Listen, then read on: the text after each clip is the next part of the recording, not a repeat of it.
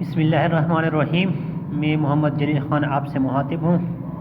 میرے پاس یہ primer Urdu class سوم تیسری جماعت کی کتاب ہے اردو کی۔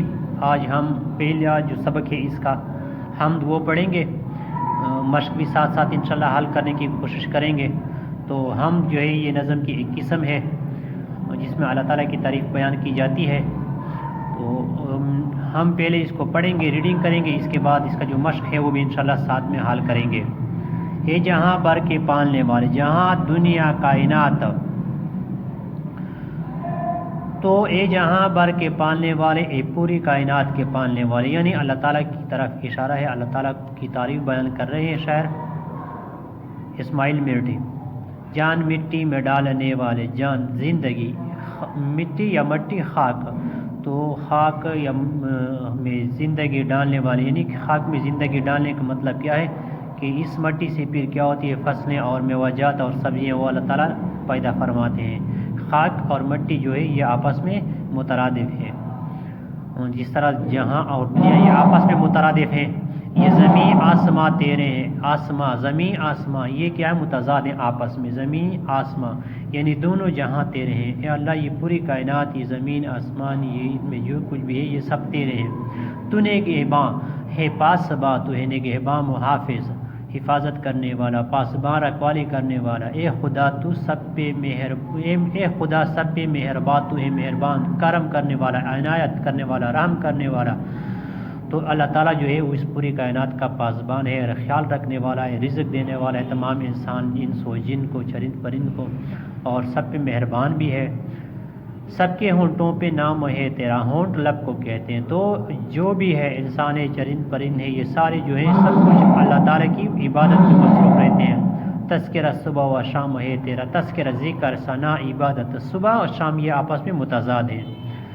پول و صحرا میں تو کھلاتا ہے، پول پل، صحرا، صحرا کس کو کہتے ہیں، ریگستان کو کہتے ہیں، ایسا علاقہ جہاں پہ کیا ہو، ریت ہی ریت ہو اور پانی کچھ نہ ہو، سبز نہ ہو۔ مارتا ہے تو ہی جلاتا ہے، یہ ہوا تیرے دم سے چلتی ہے، دم طاقت قوت، حکم تیرے سے روت بدلتی ہے، حکم امر، روت بدلنا، موسم بدلنا۔ خالق پیدا کرنے والا، بنانے والا، باہر، سمندر، بر، خشکی، خالق باہر و بر تو ہے یا رب، مالک، آقا، خشک و تر تو ہے یا رب۔ سب کو حاصل ہے، حاصل ہونا، عطا ہونا، میسر ہونا، نعمتیں، انعامات، بخششیں، عام ہے سب پہ رحمتیں تیری، تیری ہر شے، ہر شے، شے چیز، یہ مترادف ہے، شے اور چیز مترادف الفاظ ہیں۔ حکمرانی ہے، حکمرانی بادشاہی کا مترادف، تو ہے باقی ہر ایک فانی ہے، فانی ختم ہونے والا، فنا ہونے والا۔ تو انشاءاللہ آپ امید ہے آپ اس کے جو ہے الفاظ معنی آپ نوٹ کر لیں، اور ساتھ میں یہ دھیان اس پیج پہ بھی دیے گئے ہیں، پیج نمبر 6 پہ۔ آگے ہم تفہیم مشق حل کریں گے، حمد کے مطابق درجہ ذیل سوالات کی مختصر جوابات لکھیں۔ تو حمد کسے کہتے ہیں؟ حمد وہ نظم جس میں اللہ تعالیٰ کی تعریف بیان کی گئی ہو اس کو حمد کہتے ہیں۔ با، سارے جہانوں کا پالنے والا کون ہے؟ سارے جہانوں کا پالنے والا اللہ تعالیٰ ہے۔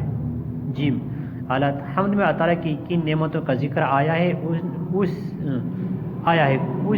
کوئی سی دو نعمتیں بتائیں۔ تو کیا ہے؟ آگ ہے، پانی ہے، مٹی ہے، ہوا ہے، یہ سب کیا ہے؟ یہ اللہ تعالیٰ کی انعامات ہیں، نعمتیں ہیں۔ بحر و بر کا کیا مطلب ہے؟ بر کہتے ہیں سمندر کو، پانی کو کہتے ہیں، اور بر جو ہے وہ خشک کو کہتے ہیں۔ نظم کے مطابق مصر مکمل کرے۔ اے جہاں بر کے پالنے والے، تو یہاں پہ لفظ جو ہے وہ پالنے والا آئے گا، پالنا۔ تو نگہباں ہے، پاسباں، یہاں پہ جو ہے با میں پاسباں آئے گا۔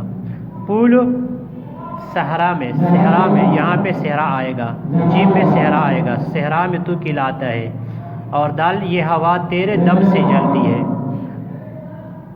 سب کو حاصل ہے نعمتیں تیری، تیری ہر شے پہ حکمرانی ہے۔ تو یہ کیا ہے؟ یہ خالی جگہ اور مصر ہے، تو ان کو کیا کر لیا ہم نے، اسی جو حمد ہے اس کے مطابق حل کر لیا۔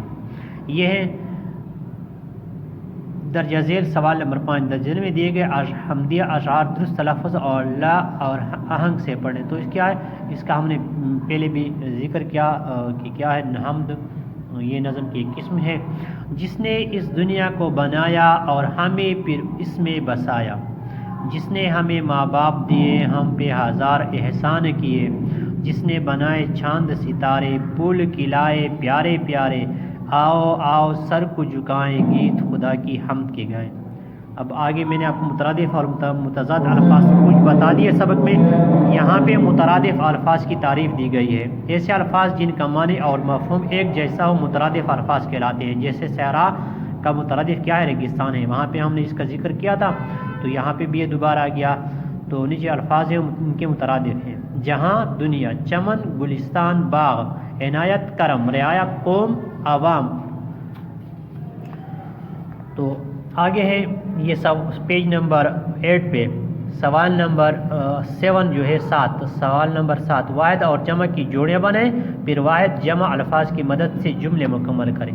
تو پہلے ہم ان کی جوڑیاں بنائیں گے، جیسے بکری بکریاں، ٹھیک ہے، تو پیالی پیالیاں، جوتے جوتے، جوتا جوتے، ٹافی ٹافیاں۔ تو یہ کیا ہے؟ اس کے جوڑے بن گئے، جوڑے، بکری بکریاں، پیالی پیالیاں، جوتا جوتے، ٹافی ٹافیاں۔ تو یہ ان کے جوڑے ہو گئے۔ اب نیچے ہم اس سے کیا کریں گے؟ یہ جملے مکمل کریں گے۔ الف جو ہے، حسن کی ایک بکری بیمار اور باقی بکریاں صحت مند ہے۔ تو پہلے میں آ جائے گی بکری واحد، دوسرے ہر جگہ میں جو ہے وہ آ جائیں گی بکریاں۔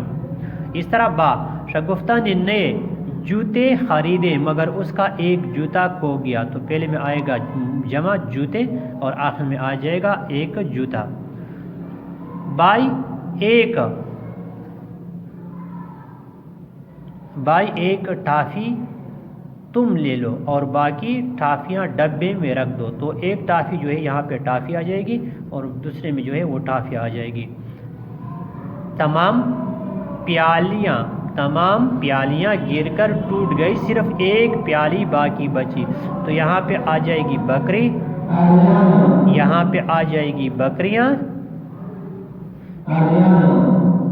یہاں پہ آ جائیں گے جوتے جوتا، ٹافی ٹافیاں، پیالیاں،